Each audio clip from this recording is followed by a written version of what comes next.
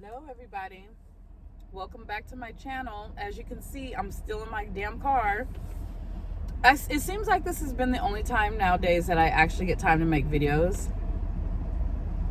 Before I get started, don't forget to subscribe to my channel if you haven't already. If you're new to my channel, welcome back, or welcome. And if you are my normal subscribers, welcome back. So I'm rolling up my window. So the reason why I make a lot of car videos is because I just don't have a lot of time, you guys. I make reels for my Instagram channel. If you're not following me on Instagram, follow my Instagram. It's Decor Queen 81. That's where I upload all of my home decor content and stuff like that. So follow me on there if you haven't already. But anyway, welcome back. This is a healthier snack, I think. I am snacking on these, you guys. These are super good. They're popcorners. I'm sure a lot of y'all have tried these. They're heck good.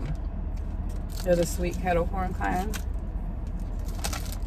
And they are like so good. So I am back with another video. Like I told you guys, I promised y'all I was going to come back with the story about Madeline's seizure that she had. She had a seizure after being seizure free for like, I want to say like 8 months. So anyway, I'll take you guys through the day. So this was back in August, about 4 or 5 days before she turned 6. So she was still 5. And we were all at home that morning, and I was actually going to leave her with a nanny. I was using nannies for a while. Me and my wife had hired some nannies to keep our kids. And I was going to call her that day. I swear I was. But I was also in the middle of teaching the kids. I had them in homeschool at that time. And so I was up. I was in my office. I was, drawing up paperwork. I was grading the kids' papers and doing little fun stuff. And I had fed Madeline breakfast. And that was at like 8:30 in the morning. So when she takes her medication, she always gets super tired. She always gets very tired, and she's ready to like go to bed. So at this time, sorry y'all, I'm digging in my purse because I'm trying to find my lip gloss. At this time, it was about, she had sat in for class with us, and she started to get sleepy at about 10:30. And I was like, okay, that's a little weird. That's a little odd because, oh God, y'all, I'm sorry. Madeline doesn't normally get, she don't normally get tired at 10:30. Usually she gets sleepy at like 11:30 or 12, right around nap time. But then again, it varies. But this day in particular, though, I just felt a little off about how she was behaving. So I was like, okay, you can go upstairs, and lay in your bed. So she's like, okay. But when she went upstairs, she decided she wanted to play with her brother. So I was like, okay, you guys can play. That's fine. I'm just going to be downstairs. And I was thinking to myself, okay, I'm going to wrap this up here in about half an hour. I'm going to get, ready to get out the door. And I'm going to call the nanny to come over and sit with the kids while I go to handle all the things I need to do today.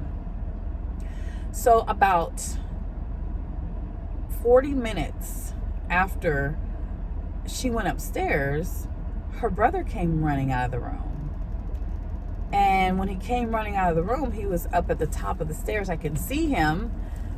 And he was like, Mom, there's something wrong with Madeline. And I was like, wait, what are you talking about? He was like, there's something wrong with her. And I was like, oh, heck no. I could just tell by the sound of his voice. I'm like, oh, no. Let me, I instantly dropped everything because he's not the kind of kid who would say something like that. So I instantly dropped everything. And I took off running up the stairs. And when I ran up there, I saw her sitting on the floor just normally. And she was breathing very heavy and quickly, as if she were choking. Her mouth, she was drooling. She had lots and lots of saliva coming out of her mouth. Her eyes were very glossy, and she could not speak. And I lifted her up immediately off of the floor and brought her into the hallway near our house phone, which at the time was plugged up at the top of our stairs. And because I just had this feeling that I was going to have to get on the phone and call the ambulance. So I was asking her if she was okay, trying to see if she was breathing, but she was breathing like that. It was really odd. It was like, and I was like freaking out. I instantly started crying. That was the first thing I did. I was panicking. And I was opening her mouth, and I was looking in the back of her throat, and I couldn't see if she was choking. I was asking her brother, I'm like, was she putting things in her mouth? Because she still has the brain of a baby. So sometimes she puts things in her mouth when she's not supposed to. And I'm freaking out. I promise y'all. I'm literally freaking out because she's not responsive. She's not speaking to me. Not a word. But the look in her eyes was like she was terrified. She was looking super scared, and it freaked me out too. So I instantly started just bawling, jump on the phone, and I dialed 911. I'm telling them when they answered, I'm like, I think my daughter's choking. And they're like, okay, their normal stuff, telling me to stay calm, asking me, is she breathing? I said, yes, she's breathing, but she's breathing very weirdly. It's almost like she can't get a full breath in, and it's rapid. And they're like, okay, is she blue? Is she purple? How are her hands and her fingertips look? Do her fingertips look like they're changing colors to purple, or her toes? I'm like, no. I'm answering no. But at the same time, you guys, it's like, I don't know, this type of incident right here, it was a totally different feeling. I have had some pretty serious scares with my kids before when they were all small. I've had some scares before, like, my oldest son, he choked, and one of my other kids choked off of something before. I mean, I've had some scares, you guys, I'm telling you. But this one was different. So I get off the phone with the ambulance. I'm holding her, and about 2 minutes after I'm holding her like this, she vomits.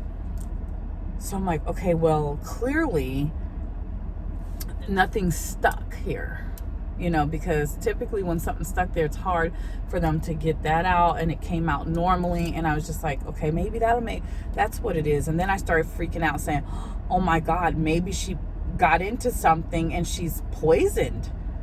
My mind, I'm telling y'all, I was going crazy inside of my head.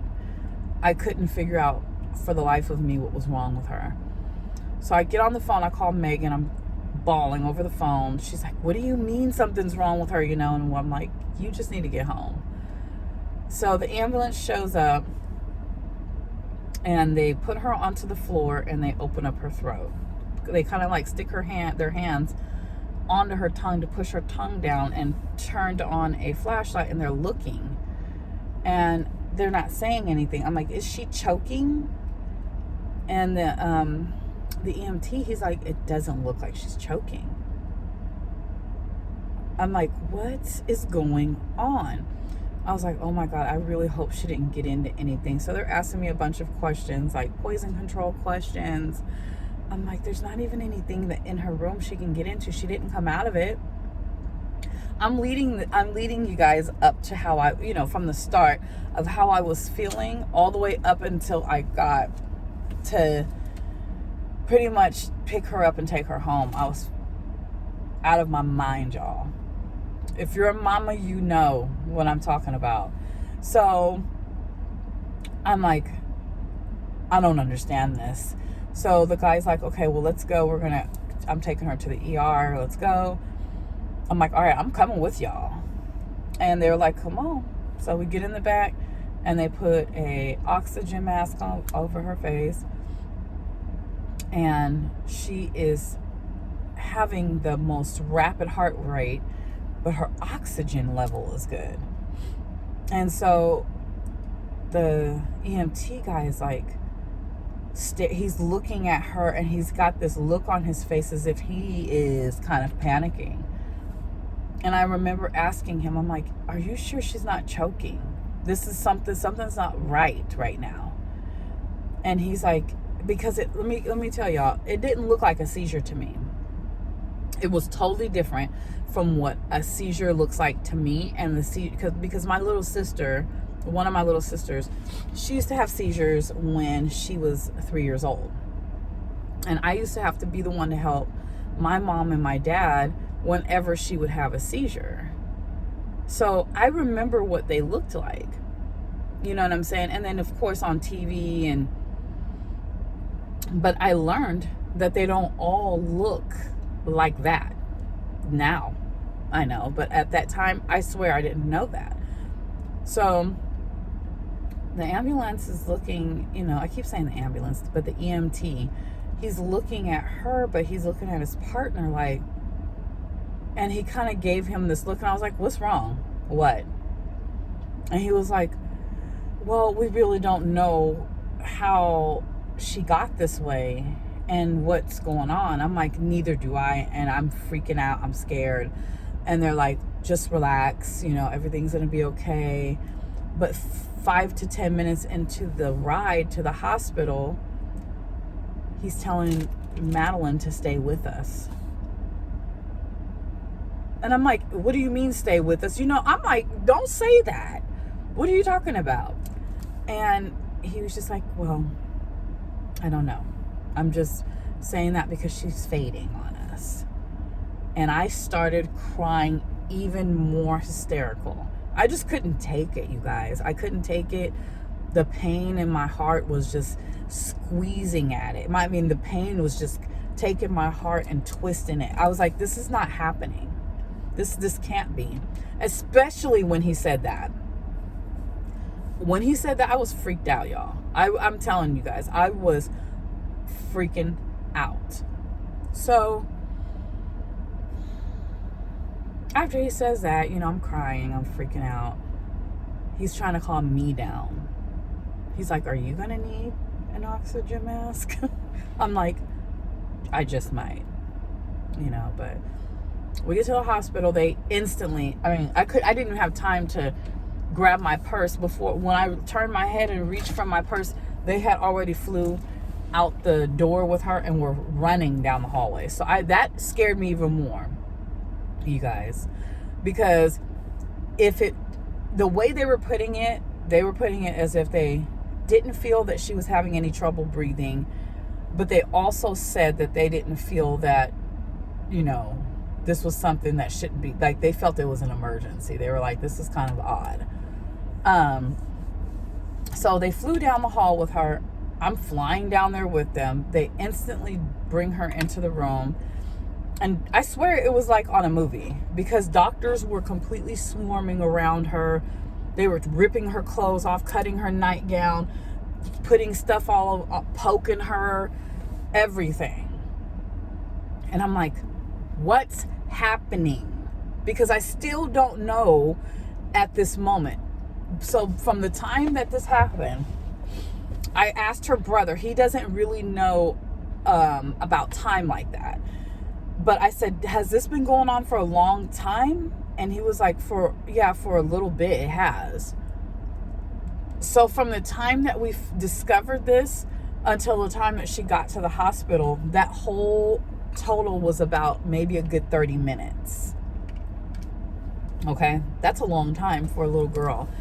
And she was looking at me like this, kind of like with her eyes going side to side.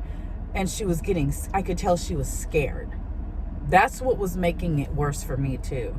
Because she didn't have the look in her eye how she has it now. When she seizes now, it's just a normal seizure. And when you look into her eyes, she looks like she's calm with you, because we're speaking to her calmly and all that. But even when I tried talking normal to her, she was freaking out too. So I'm screaming at the doctors. what is wrong? And the head of nurses was right there, and she's like, she's having a seizure. She was like, however, this seizure is really major, and I'm not even sure what's going to be the outcome after this. Just like that. So they're like, so we're going to do everything we can to stop the seizure. So they immediately start an IV on her, and they start pumping seizure medication into her IV. Another 10 minutes goes by, and she finally stopped seizing. After she stopped seizing, she immediately went to sleep, so I got scared. I was like, I don't like this, you guys. And the nurse is talking to me, and she's like, I just want you to know that the type of seizure she had is called a grand mal seizure. And this particular seizure lasts for so long with her already. She already has extensive brain damage. So with what is already going on with her right now, on top of this, what is probably going to happen is she's going to come out from this seizure not being able to speak, or having to learn how to speak again. Any motor skills that she did develop from the time she was injured until now, there's a strong possibility that those will be gone, and she might have to start this all over again. And I started crying again. I'm like, you guys, I was crying so much that I was like, I can't even take it. I haven't cried like that since my younger son choked on a quarter and went to the hospital. And I was literally, it was like I couldn't be strong enough at the moment, and I don't know why, because I'm not normally like that. And I was like, no, this can't be happening. Madeline's come such a long way. She was born exposed to drugs. She was injured by some man who decided he wanted to lose his temper with her and hurt her. She was fighting and fighting and fighting this whole time to get where she is. And I'm like, and you're telling me that once she comes out of her sleep, there's a strong they said there was an 80% chance that when she came from that deep sleep she was in after that big huge seizure, that she would not be speaking and she would not be having any motor skills. So I just sat next to her bed, and I literally was just like, please, I was begging God, like, please do not let this be what happens to her. I'm like, that can't, I'm like, no, this ain't cool. I'm like, no. So then you get all kind of emotions inside when this happens, as a mother, ladies, or as a father. I don't know how, fathers would react to that, but as a mother, you get all kind of emotions. So then you're mad. You're like, this motherfucker then took this my baby and did this to her, and this is the reason why she's like this now. That son of a bitch. You're mad. Your head is going in so many different directions, and I was angry. So I couldn't get myself calm, but I started to become calm when I started to try to wake her up. I was tickling her little palm, and I was going like this on her neck, and she started wiggling. She was just making sounds, right? So I was like, okay. And a different nurse comes in. This is a totally different nurse, because the head nurse was like, okay, I gotta go. She had other stuff to do, around the ER, but they had, assistants coming in and out of the room. So as I'm sitting there, I'm holding her hand, I'm tickling her, I'm trying, I'm playing with her. They can see all over my face that I'm just stressed. And the lady's like, just keep talking to her. She was like, I think everything's gonna be okay. Just keep talking to her. Try to wake her up and see if she'll talk to you. I'm like, so I keep, tickling her, and I keep touching her, and she starts to wake up. And her eyes, when she looks over at me, I'm smiling at her, and she smiles. I was like, "Hi, baby, are you okay?" And she said, "Yeah," but it was like a real faint and broken up. So I was like, and I said, "Are you feeling better?" And she said, "Yeah." And I said, "Well, let me think of something else that I can say to her that can make her, she can start speaking more." And so the nurse comes over and she was like, "Maddie, are you happy that mommy's here?"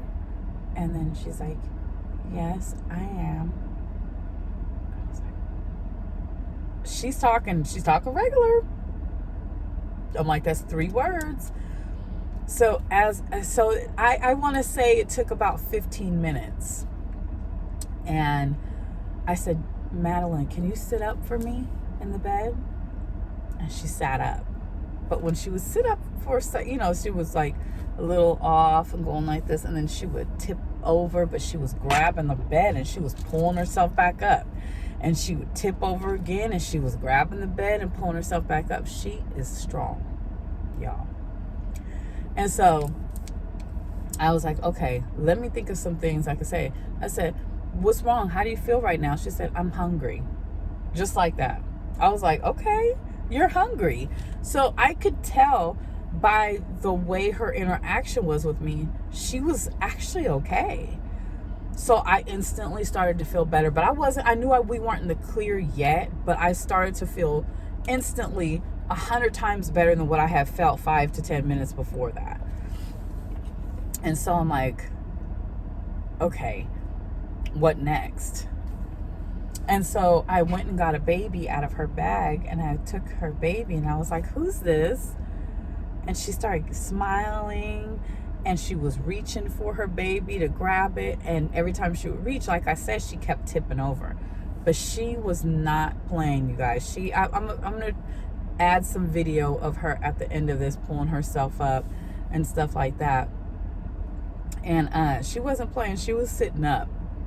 And she was talking to me, and we were laughing with each other. I was tickling her. We were giggling. I was making her crack up. And I just felt I felt the biggest weight just lift, because I was worried, you guys. I was like, how, you know what I'm saying. Y'all already know what I'm saying. You get this child and you work with her and you work on her, and she's determined too. You're not the only one, so is she. And she's like, "Fuck all that. I'm strong. I'm going to get through this. Ain't nobody going to have me down." And she comes all that way, and then the doctors are like, "Yeah, chances are," basically saying she would be a vegetable again, or possibly be a vegetable for a short period of time, but we would have to go through lots and lots of stuff to get her back up and running how she was. I was devastated. But again, the good thing about it, you guys, is that it didn't happen that way. When I brought her home, she has 4 brothers at home. No, she has 3 brothers at home that live in the house. And the 2, which are her bio siblings, they were kind of not too sure of what was going on. They kind of stayed back, if you will, but they didn't really come and check on her. And it had nothing to do with, I already knew what it was. It was just because it's trauma. They had already seen her hurt one time, and that second time that they saw all the commotion, it kind of sent them into trauma panic mode. And I already know what that looks like. So, but her 3rd brother, Jameer, he's like, can she sleep with me in my room? Like, "No, baby, she's gonna sleep right here." And I made her a little pallet on the floor because she was so tired, you guys.